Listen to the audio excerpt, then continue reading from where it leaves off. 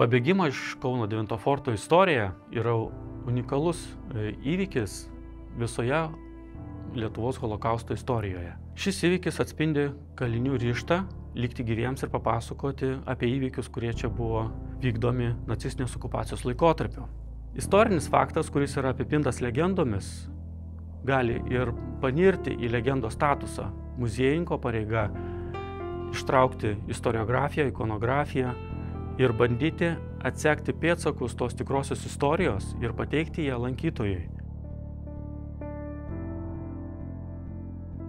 Visada įdomu dirbti su nestandartiniais projektais, o muziejai ir turizmo sektorius visą laiką kažkaip pagidauja nestandartinių tiek sprendimų, tiek gaminių. Ir dirbant su tokiais projektais, įdomiausia dalis yra ne techninis įgyvendinimas, bet kai susiduri su visai kitų sričių žmonėmis ir reikia suderinti labai skirtingus matymus. Muziejininkai mato vienus dalykus, jie mato iš istorinės pusės, architektas ir menininkai mato meninę dalį, o mes techninio įgyvendinimo žmonės galvojam, kaip tai reiks prisukti, pakabinti arba atspausdinti. Ir visą tai reikia kažkaip tai tos tris skirtingus matymus suderinti ir juos įgyvendinti. Iš techninių dalių buvo viena sudėtingiausių įgyvendinimo dalių, tai šitos lubos.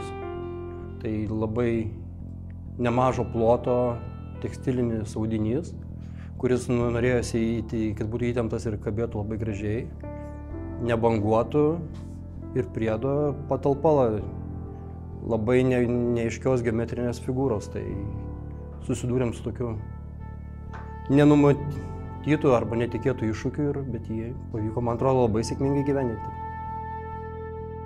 Čia reikia visada visiems žinoti, kad blogi dalykai anksčiau ir vėliau išryškės, bus atskleisti.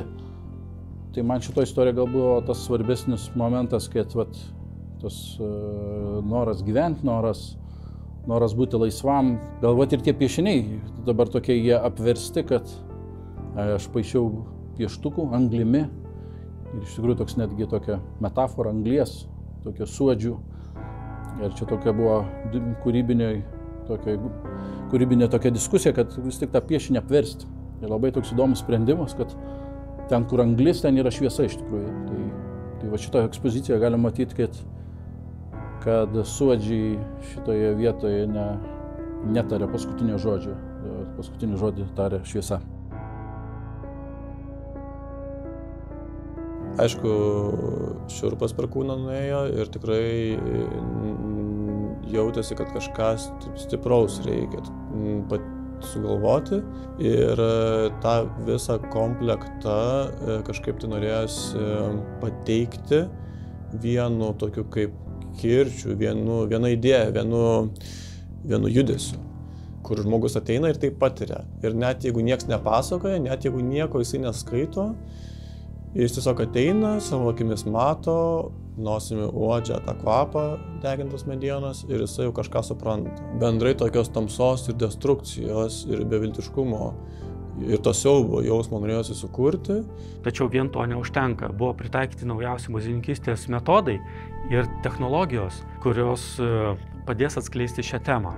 Šviesolaidinio apšvietimo sistema apsaugos eksponatus. Dviejų meniniai sprendimai leis žmonėms pajusti kiek kitokią ekspoziciją.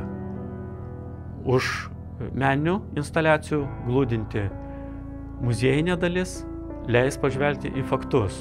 Ir tai veda į šviesias kylančias lubas, kaip išsigelbimo viltį, kad net ir po didžiausių tamsų visą laiką ateina kažkokie tai pragiedruliai, po didžiausių karų visą laiką ateina kažkokia viltis, laisvės, pabėgimo ir vėl gyvenimo, žmogiškumo kažkokio.